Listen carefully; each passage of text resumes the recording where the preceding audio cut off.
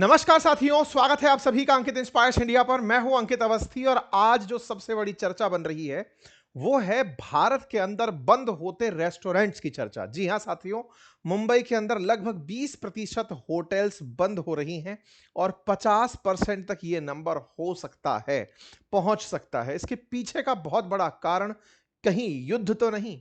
आज के सेशन में इस विषय का जिक्र होगा क्योंकि प्राइमरी रीजन एलपीजी सिलेंडर की दिक्कत बताई जा रही है। लेकिन एक और कहानी पीछे चल रही है और वो ये है कि इनकम टैक्स विभाग इन दिनों रेस्टोरेंट्स पर लगातार रेड मार रहा है।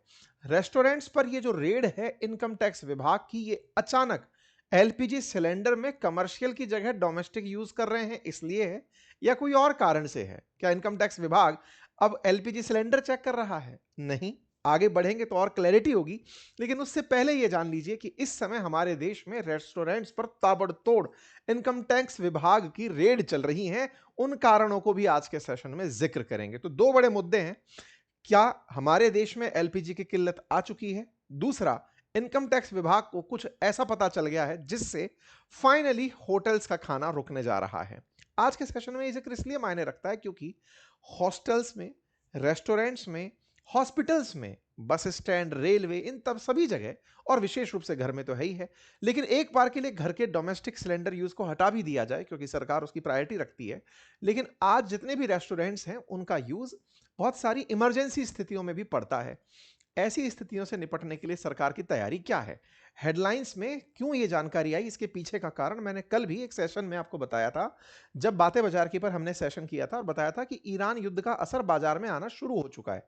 और हमने उस दौरान बताया था कि हमारे देश के अंदर जो गैस की कीमतें हैं वो बढ़ना शुरू हो चुकी हैं। डोमेस्टिक के अलावा जो हमारे यहाँ कमर्शियल गैस यूजेस हैं उनकी प्राइसेस बढ़ना शुरू हो चुकी हैं। कतर से हमारे पास मेजॉरिटी जो गैस आती है, जो एलएनजी के रूप में आती है, अब उसकी सप्लाई बाधित हो रही है और उसके चलते कमर्शियल गैस सिलेंडर्स जिनका उपयोग रेस्टोरेंट्स में खाना पकाने में होता है उनको पहुंचाने में दिक्कत आ रही है। परिणाम स्वरूप बाजार में कीमतें बढ़ रही हैं, लेकिन इतना तेजी से बढ़ेंगी कि उसके चलते होटल्स बंद होने लगेंगी। हेडलाइन बनती है कि 20% मुंबई होटल शट, 50% मे क्लोज सून। जवाब बनता है तो क्या मुंबई में ही बाधित हुई है क्या? नहीं। देश के विभिन्न शहरों में, बेंगलुरु, चेन्नई, मुंबई और भी तमाम राज्यों का अपडेट मैं आपको देने जा रहा हूं जहां पर कमर्शियल एलपीजी गैस सिलेंडर्स की आपूर्ति बाधित होने से यह सुर्खी बन रही है। लेकिन इसका कोई समाधान है? सरकार अपने स्तर पर क्या प्रयास कर रही है? केवल यही एक वजह है या फिर छापों का डर क्या है? क्यों अल्टीमेटली एक पेट पूजा नाम का ऐप अचानक वायरल होने लगा है जिसके चलते इनकम टैक्स विभाग की सुर्खियां आप अपने शहर में किसी ना किसी रेस्टोरेंट या मिठाई की दुकान पर सुन रहे होंगे? चलिए एक एक कर सारी बातों पर चर्चा करते हैं। लेकिन उससे पहले जिन लोगों ने हमारा ये कोर्स एनरोल कर लिया है, एआई मास्टरी कोर्स जो था बातें बाजार की एप्लीकेशन पर, उस कोर्स पर मैं आज उन कोर्स में एनरोल किए लोगों को कुछ जानकारी देने जा रहा हूं और वो ये है कि आपने जब ऐप पर एंट्री की होगी तो आपको यहां पर एक कम्युनिटी जैसा ऑप्शन दिखेगा। जब आप अपने मोबाइल से एंट्री करते हैं तो कम्युनिटी ऑप्शन दिखेगा और कम्युनिटी ऑप्शन में आपको डिस्कशंस ऑप्शन दिखेंगे। डिस्कशन ऑप्शन में आपको रेगुलर अपडेट आएंगे। किस बात के अपडेट आ रहे हैं? डाउट क्लास के। तो जिन लोगों ने ये सेशन ज्वाइन किया है उनके लिए अब हम वीकली या फिर दिन में 2 भी जरूरी हुई या 15 दिन में 5 जरूरी हुई, जैसा भी हुआ, आपके लिए डाउट क्लास शुरू करने जा रहे हैं। कृपया करके आप डिस्कशन वाले नोटिफिकेशन को देखते रहिएगा।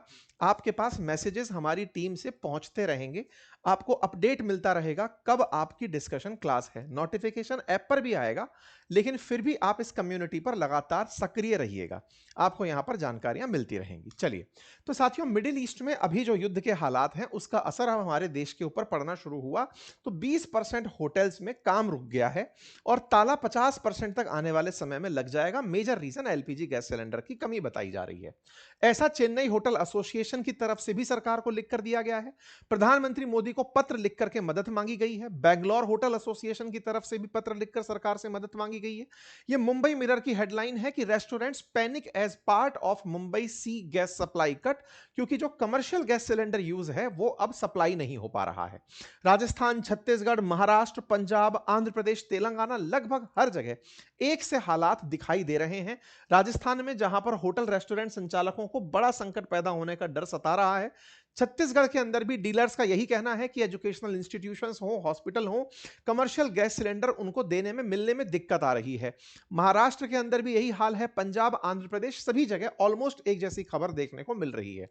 इसी को लेकर के आहार नाम से जो संस्था है, association of hotel and restaurant in India, that is Indian hotel restaurant association, इसने भारत सरकार से मदद मांगी है और कहा है कि जिस तरह से हमारे यहां पर सप्लाई बाधित हो रही है, कृपया करके इसको वापस से आप पहुंचाइए, इसकी नीड को समझिए कि ये हमारे लिए क्यों जरूरी है। क्योंकि इस समय देश के अंदर अगर रेस्टोरेंट्स बाधित होते हैं तो बहुत सी आवश्यक सेवाएं बाधित हो जाएंगी। सरकार से लगातार गैस की सुविधाओं की मांग की जा रही थी। शुरुआत 5 मार्च से होना शुरू हुई थी, जब गैस की रेशनिंग गुजरात के अंदर सबसे पहले देखी गई थी, गैस सप्लाई रोकी गई थी। साथियों, यह मामला पैदा कैसे हुआ? पैदा हुआ स्ट्रेट ऑफ हॉर्मुज के बाधित होने के कारण। स्ट्रेट ऑफ हॉर्मुज, जिस पर ईरान ने लगभग चोक लगा रखा है, वहां से होकर कतर की गैस भारत में आती थी। कतर के कतर के ऊपर जिस तरह के हमले हुए, स्ट्रेट ऑफ हॉर्मुज का और बाधित होना शुरू हुआ, तो जो एलएनजी है, लिक्विफाइड नेचुरल गैस, जो इस रास्ते से भारत तक पहुंचती थी, उसको कतर ने भेजना रोक दिया कि भाई अगर इधर से भेजेंगे तो कहीं ना कहीं कोई और आपदा होगी। अमेरिका लगातार गिना रहा है कि हमने 50 जहाज डुबो दिए। उधर की तरफ ईरान अपनी तरफ से उस रास्ते से निकलने वालों को रोक कर बैठा है, ताकि लोगों में ये जो पैनिक है ये पता चले। आज भारत को जो गैस सिलेंडर्स की किल्लत हो रही है, इसका मतलब यह है कि मिडिल ईस्ट में जो वेस्ट एशिया के अंदर स्थिति उत्पन्न हुई है, वो वेस्ट एशिया की स्थिति आपको भी पता चले कि यह युद्ध आप तक आ गया है। वहीं जो यूरोपियन कंट्रीज हैं, उन्हें यह पता चले कि जब इस देश के लोग परेशान हैं, तो ओवरऑल दुनिया के अंदर तेल और गैस की कीमतें बढ़ने लगेंगी। और तेल और गैस की कीमतें जैसे जैसे बढ़ने लगेंगी, उनके बाजार में भी ऑयल की आपूर्ति और गैस की आपूर्ति बाधित होगी। तो केवल यह ना सोचा जाए कि 20% ऑयल गैस बाधित हुआ है, वर्ल्ड में इस 20% के उपभोक्ता कहीं और से माल खरीदने लगेंगे, तो ओवरऑल प्राइस हाइक होंगी। यही कारण है कि रशिया की तरफ से, पुतिन की तरफ से अब यूरोप को दी जा रही जो भी रोक करके थोड़ी बहुत सप्लाई थी, उसे भी बाधित किया जा रहा है। वो कह रहा है बेटा अब मैं भी नहीं दे रहा। इधर ईरान चौक लगा के बैठ गया, उधर रशिया चौक लगाकर बैठ गया। अमेरिका को पछाड़ने के लिए एक अलग शतरंज की गोटी सी खेली जा रही है। खैर, इस बीच में कतर का जब गैस आना बाधित हुआ, जिससे कि भारत बड़ी मात्रा में गैस मंगाता है, भारत 12 मीट्रिक टन जो है यहां से गैस मंगाता है, उसका आना बाधित हुआ। तो फिर हमारे यहां पर जो सरकारी कंपनी है, उनसे कहा गया कि भाई आप अपनी रिफाइनरी से एलपीजी प्रोडक्शन तेज करिए। रिफाइनरी प्रोडक्शन, जो एलपीजी प्रोडक्शन है, उसमें सबसे पहले घरेलू गैस की आपूर्ति को सुनिश्चित किया गया कि कल को अगर हाउस होल्ड परेशान होने लगे, तो सरकार को विरोध का सामना करना पड़ सकता है, पब्लिक अनरेस्ट पैदा हो सकता है। सरकार ने इसी को ध्यान में रखते हुए कुछ तत्काल प्रभाव से मेजर्स लेने शुरू किए। लेकिन इस बीच में हुआ ये कि कहीं ना कहीं गैस सिलेंडर जो घर में यूज हो रहे हैं, उनका भी कमर्शियल यूज हो सकता है। बहुत बार ऐसा देखा गया है कि घर के सिलेंडर को भी रेस्टोरेंट्स में यूज करते हुए देखा गया। तो फिर उनके ऊपर एक्शन सरकार लेती है। एक्शन सरकार लेने के पीछे जो कानून है, वो क्लॉज 3 है LPG regulation supply and distribution order 2000 का, जो प्रोहिबिट करता है होटल, रेस्टोरेंट और सिमिलर कमर्शियल एक्टिविटीज को कि जो 14.2 केजी वाला डोमेस्टिक सिलेंडर है, उसे रेस्टोरेंट में यूज ना किया जा सके। कमर्शियल सिलेंडर 19 किलोग्राम से ऊंचे होते हैं, 19 किलोग्राम या उससे अधिक वजन वाली जो गैस रखते हैं, उनको यूज करने का होता है। अगर कोई डोमेस्टिक सिलेंडर की आपूर्ति देखी गई किसी रेस्टोरेंट में, तो वो एक पनिशेबल ऑफेंस होता है। साथ ही साथ कमर्शियल की कीमतें बढ़ा दी गई। इन सब का कुल मिलाकर जो असर है, वो रेस्टोरेंट सर्विसेज पर पड़ना शुरू हुआ। रेस्टोरेंट सर्विसेज पर पड़ने के चलते ही सरकार ने आपात स्थिति में सारे की सारे जो डिस्ट्रीब्यूटर्स हैं, उनकी मीटिंग बुलाई। सरकार ने अभी हाल ही में इनफॉर्मल इंटरेक्शन किया मीडिया प्रोफेशनल्स के साथ, डिस्कस किया कि कैसे इमरजेंस हो रहा है फिलहाल जियोपॉलिटिकल सिचुएशंस का, और सरकार ने इस बात को समझाने का भी अपने स्तर पर प्रयास किया। परिणाम स्वरूप एक और आदेश बाहर निकलकर आया कि अब इंटर बुकिंग पीरियड रखा जाएगा डोमेस्टिक एलपीजी सप्लाई के लिए। मतलब मिनिस्ट्री ने अब यह तय किया है कि आपने अगर गैस का सिलेंडर आज मंगाया था घर में, तो अब 25 दिन बाद ही आप दूसरा सिलेंडर मंगा पाएंगे। अभी तक क्या होता था, 48 घंटे में ही आप दूसरा सिलेंडर मंगा पाते थे। तो दिक्कत क्या हो रही है रेस्टोरेंट वालों को, कि जो थोड़ी बहुत उम्मीद बची थी कि डोमेस्टिक सिलेंडर तो चलो आपूर्ति करता रहेगा, 48 घंटे में आएगा तो उसी से कहीं और कोई सब्स्टिट्यूट निकाल लेंगे, क्लाउड किचन चला लेंगे, लेकिन वो रास्ता भी अब बंद कर दिया। डोमेस्टिक की सप्लाई भी 25 दिनों तक के लिए रोक दी गई है कि 25 दिन बाद ही आप दूसरा एक्स्ट्रा मंगा पाएंगे। और वहीं तीसरी तरफ जो कमर्शियल गैस सप्लाई है उसको बिना कहे रोका जा रहा है। सप्लाई को 80% तक रोका गया है, मतलब 80% तक उपलब्ध है, 20% भी रुक रहा है। तो उसकी वजह से किल्लत सुनाई दे रही है। पब्लिक में अनाउंसमेंट भले ही ना हो, लेकिन जब कमर्शियल गैस सिलेंडर लेने जा रहे हैं तो उसकी उपलब्धता है ही नहीं। बहुत सी जगह पर ऐसी स्थितियां उत्पन्न हुई हैं कि लोग रिफिल कराने के लिए पहुंचे हैं तो उन्हें हायर प्राइजेस पे करनी पड़ रही हैं, कालाबाजारी लोग शुरू कर रहे हैं। निश्चित ही सरकार उस पर ध्यान दे रही होगी, लेकिन यह अपने आप में एक बड़ी परेशानी बनी। जब बड़ी परेशानी बनी तो सरकार ने असेंशियल कमोडिटी एक्ट 1955 लागू कर दिया, ईएसए।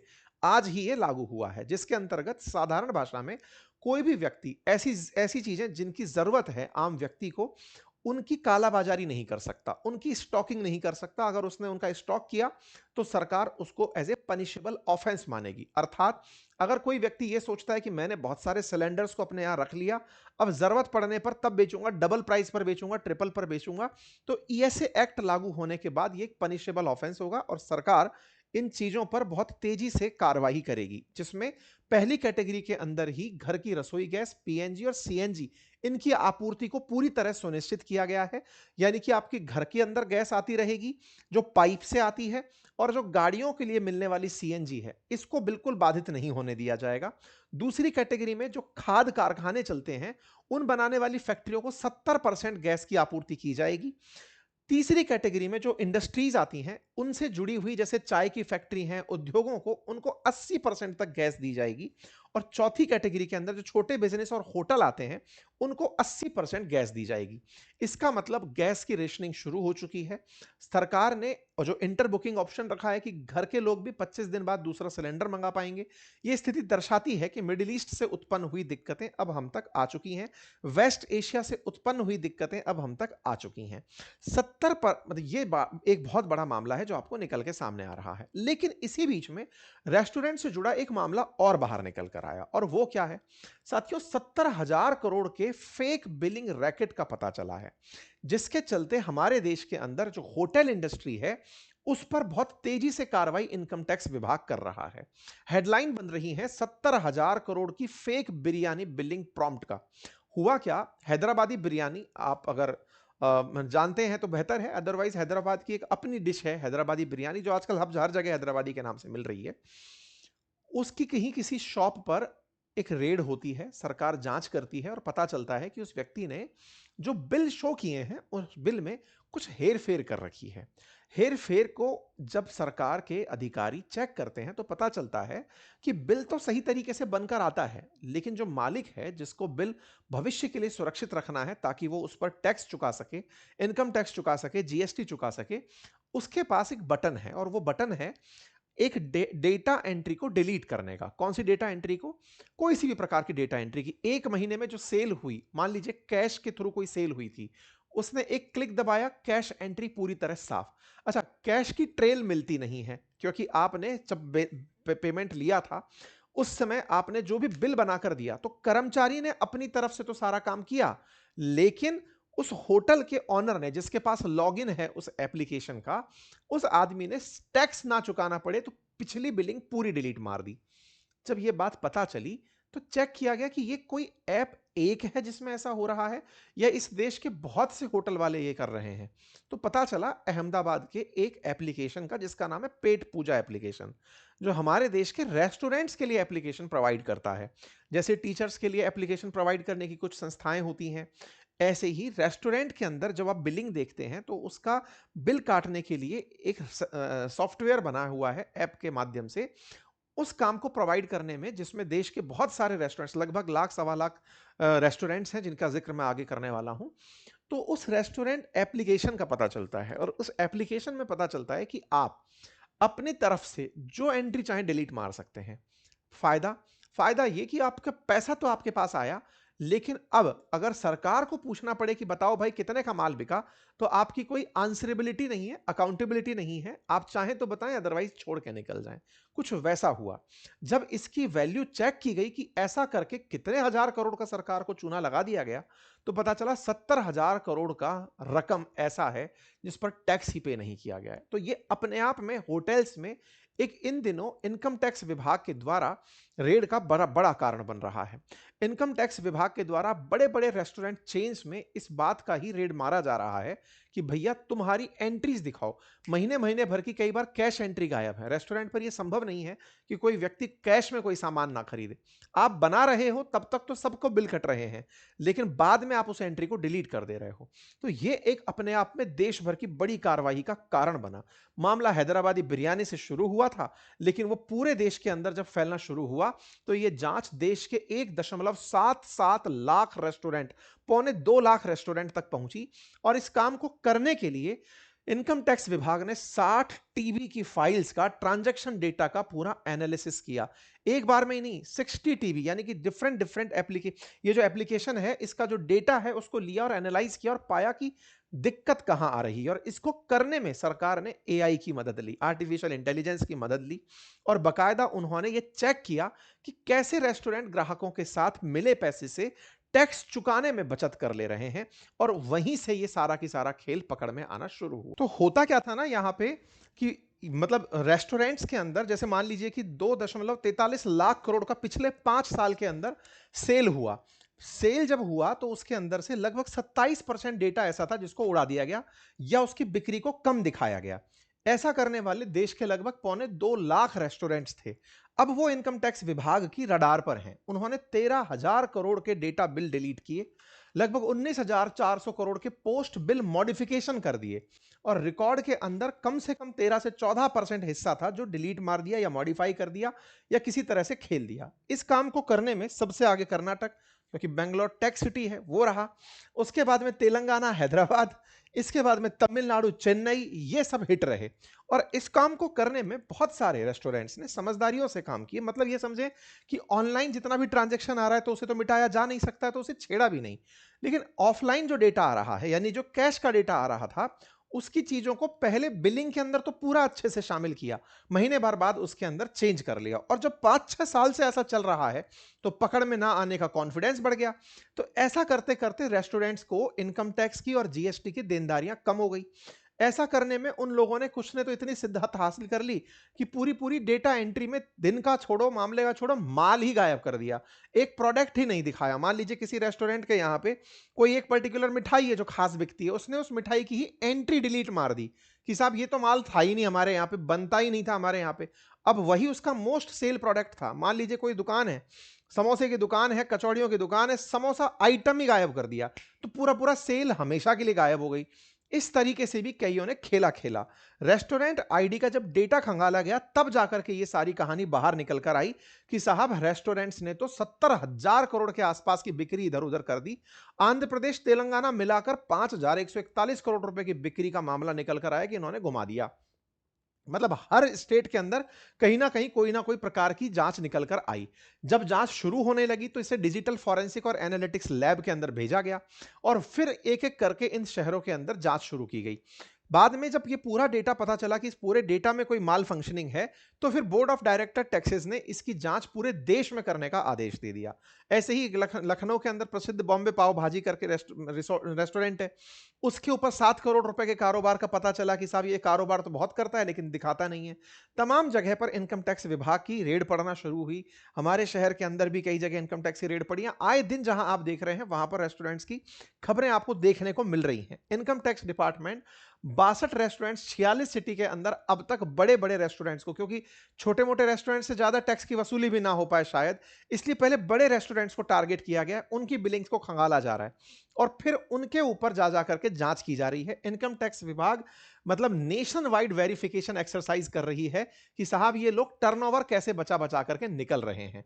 इस पूरे खेल को करने में एक पीओएस मशीन का काम था जो पेट पूजा नाम से चल रही थी। ये एक स्मार्ट एंड्रॉइड एप्लीकेशन था जो क्लाउड आधारित रेस्टोरेंट मैनेजमेंट और बिलिंग सॉफ्टवेयर को टैक्स चोरी के कारण चर्चा में आया था। होता यह था कि ये अपने रेस्टोरेंट मैनेजमेंट सॉफ्टवेयर की मदद से बहुत सारे restaurants, cloud kitchen, cafe, bakery, इन सब के लिए एक इंटरनेट ना होने पर भी डेटा या एंट्री की जा सके, बिलिंग की जा सके, इस तरह का एक सॉफ्टवेयर उपलब्ध कराया था। 2011 में बनी एक कंपनी थी, अहमदाबाद की कंपनी थी। इस कंपनी में 1300 आदमी काम करते हैं, जो कि मतलब सॉफ्टवेयर कंपनी है। इसके साथ-साथ इन्होंने अपने ऐप में फीचर्स ऐसे दिए हुए थे कि अगर किसी रेस्टोरेंट को ज़ोमैटो या स्विगी जैसी जगह से कोई ऑर्डर मिल रहा है, तो वो ऑटोमैटिक उसी टैब में एंट्री कर जाएगा, इंटीग्रेट हो जाएगा। इन्वेंट्री कितना सामान उनके पास रखा है, आपको सब सामने की सामने दिखने लगेगा। 80 से अधिक रिपोर्ट्स इस ऐप के थ्रू निकाल सकते थे। क्यूआर, आप सीट पर बैठ करके क्यूआर को देखकर, क्यूआर कोड को देख करके सीधा ऑर्डर प्लेस कर सकते थे। ये तमाम जो फीचर इस ऐप ने दिए थे, उन्हीं फीचर्स में से एक फीचर था डेटा डिलीट करने का। उसका रेस्टोरेंट्स ने उपयोग किया और देश को 70,000 करोड़ का चूना लगा, क्योंकि देश को उस पर इनकम टैक्स और जीएसटी नहीं मिला। अब ये जो काम हुआ है, ये भी रेस्टोरेंट्स पर इन दिनों छापेमारी का कारण बन रहा है। तो मैं तो ये मान रहा हूं कि जो ये युद्ध हुआ है, इसमें एक तरफ तो सिलेंडर का ना मिलना और दूसरी तरफ टैक्स का ना भरना, संयुक्त रूप से प्रभाव उनके ऊपर पड़ जाएगा जो रेस्टोरेंट्स पर डिपेंडेंट हैं या फिर बाहर के खाने पर निर्भर हैं। कुल मिलाकर देश के अंदर हालात सामान्य हो, ये सबकी आवश्यकता है, लेकिन देश देश के नागरिक समय पर टैक्स चुकाते रहें, ये आम नागरिक की जिम्मेदारी है। खैर, आप इस विषय पर क्या सोचते हैं, अपनी राय जरूर कमेंट बॉक्स में दीजिए। चैनल पर नए हैं तो सब्सक्राइब कर लीजिए। फिलहाल के लिए इतना ही। और जो हमारे एआई मास्टरी कोर्स के अंदर साथी एनरोल करना चाहते हैं, हमारा ऑफर खत्म हो चुका है। जो लोग ऑलरेडी एनरोल कर चुके हैं, वो लोग जाकर के अपने कम्युनिटी वाले ऑप्शन पर नोटिफिकेशंस में इंतजार में रहें। आपको वहां पर जो डेटा डाउट क्लास है उसका लॉगिन और उसकी एंट्री जानकारी मिल जाएगी। धन्यवाद साहब।